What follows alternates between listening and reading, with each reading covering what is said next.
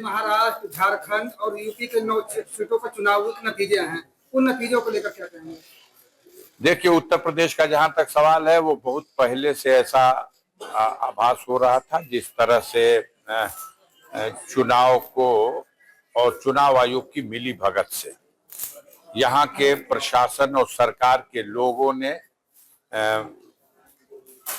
Police force के सहारे बहुत से दृश्य दिखाए गए जो आज तक ऐसे कभी नहीं देखा गया कि पिस्तौल निकाल के दरोगा मतदाताओं को दौड़ाता फिरे, और ऐसा हुआ।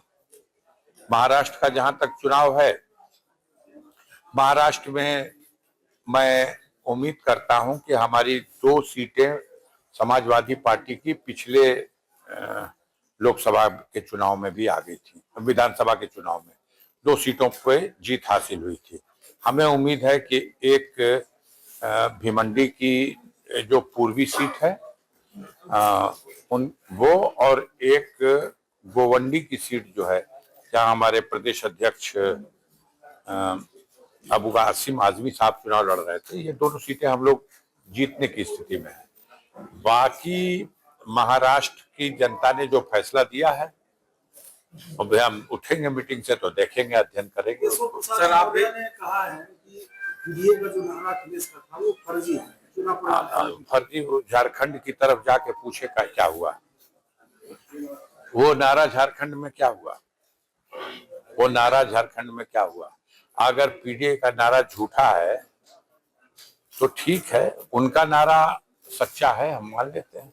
अगर दरोगा पुलिस चुनाव लड़ेगी और मतदाताओं को मत नहीं डालने देगी, और यही नारा अगर किसी को अच्छा लगता है, यह व्यवहार या कृत्य अच्छा लगता है, तो यह लोकतंत्र के लिए बहुत ही शर्म की बात है। सर जी, आप महाराष्ट्र में भी चुनाव प्रचार में गए थे, जहां आप गए थे उनकी क्या स्थिति है और आपने समीक्षा की? मैंने 3 सीटों पे मीटिंगें की थी, मुझे 3 सीटों पर प्रचार करने के लिए दिया गया था। मैंने अब भी कहा आपसे कि 3 में 2 सीटें हम उम्मीद करते हैं कि हम लोग जीतेंगे। अभी हम निकलेंगे बाहर तो रिजल्ट पता लगेगा। सांसद जी, भाजपा का नारा था कि एक रहेंगे तो सेफ रहेंगे, तो क्या लगता है झारखंड में ये उल्टा हो गया है? अब वो करें कुछ भी, एक रहें कि सेफ रहें। उस बेचारे को जेल में डाल दिया, उस मुख्यमंत्री को, उसकी सरकार गिराने की कोशिश की गई खरीद फरोख्त के माध्यम से। उसके बाद जमानत पर बाहर निकल गया, अभी वो चुनाव लड़ रहा। इस दौरान उसकी पार्टी को भी तोड़ा गया, और उसके बाद फिर उसके ऊपर सीबीआई और तमाम ईडी और इनकम टैक्स सब के सब लगा दिए गए।